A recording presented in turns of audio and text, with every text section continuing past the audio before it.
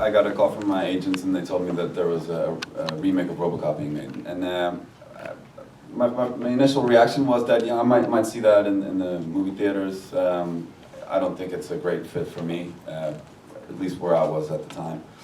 But then I found out that José Padilla was going to direct it.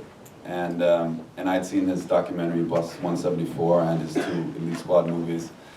And that completely changed my perspective of what the possibilities of a remake could be. Because there's a lot of wrong reasons why you would make a remake. But there are some good ones.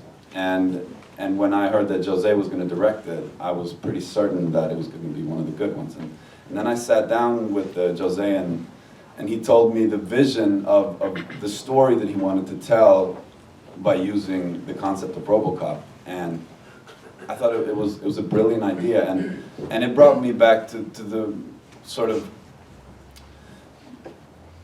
I think it's human nature in many ways that we retell our favorite stories. In the theater we do that all the time. I've seen 4 different Hamlets, and in this case it feels like in 1987 when this film was made, it was a futuristic vision that felt very much like fantasy. It was an incredible film.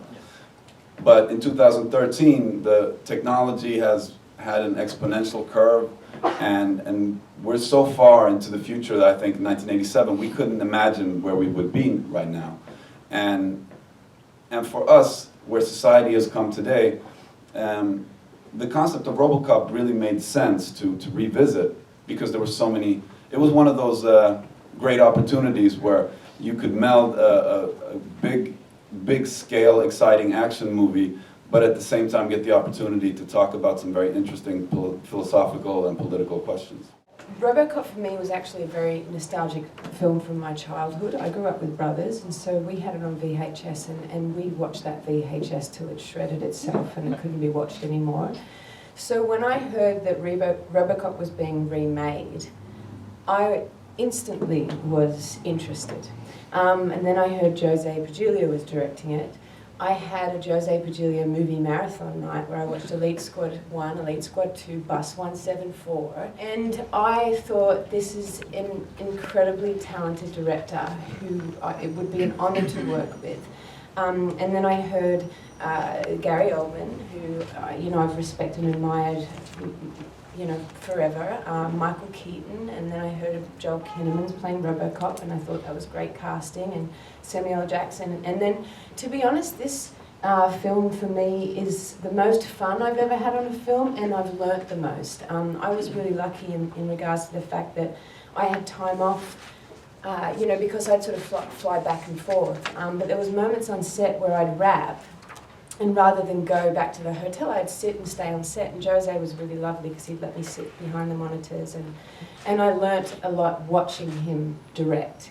And Gary and Michael Keaton were also lovely. They let me hang around and watch them do a scene together too. So for me, it was a massive learning curve, and was really enjoyable. And I think I think José's made an incredible film with RoboCop. I think it's a great remake. I think it holds its own. It is the sort of Frankenstein sort of monster, and it's an unusual relationship because it's a sort of patient-doctor, then the sort of monster scientist. That's like a father-son relationship. They're like friends, and then it becomes even sort of like a father-son. I think that's maybe possibly there was a seed of the idea there in the original, because it is a very Frankenstein, the sort of man tinkering around in God's tool shed. It has that. But in terms of character, it was a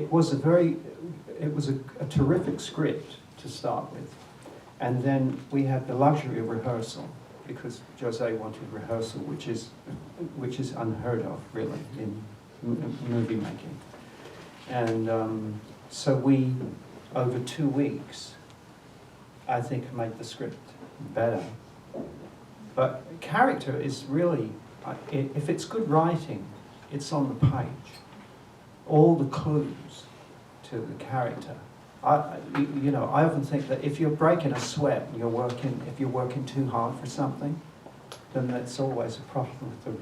If you're trying to make the writing work, Totally. and it's like your map, and there's all the signs in the material of finding. It's that old Stella Adler thing of reading out, not reading in. You know, I didn't bring my own baggage to it. You know, you use your imagination and what is there on the page. So I didn't really look outside of the script very much. It was a bit of a challenge to put on this suit. The first time I put it on, we were out in Pasadena. It was a hot day in LA. It took like 45 minutes 1 hour and 45 minutes to put it on, and it was so uncomfortable. It was digging in everywhere. It was pressing down on my shoulders, and I was just sweating like a pig. And after 20 minutes, I said, like, I gotta get out of this. But then I was thinking to myself, it was a daunting idea that I was gonna have to wear this for 14 hours a day, 6 days a week for 5 months. But actually, the suit became one of the first seeds of that led my imagination into the vulnerability that Alex Murphy felt after he became RoboCop, and it was an interesting contrast because he's got this body that is so powerful, but all of a sudden he feels very uncomfortable, and he's amputated from his throat down. He doesn't know who he is anymore, and like my little level of uncomfortability sort of led me to think of what Alex would have felt times 1,000. So it was interesting. I was surprised to think that the suit that should make me feel so powerful actually made me feel vulnerable, and so that was interesting.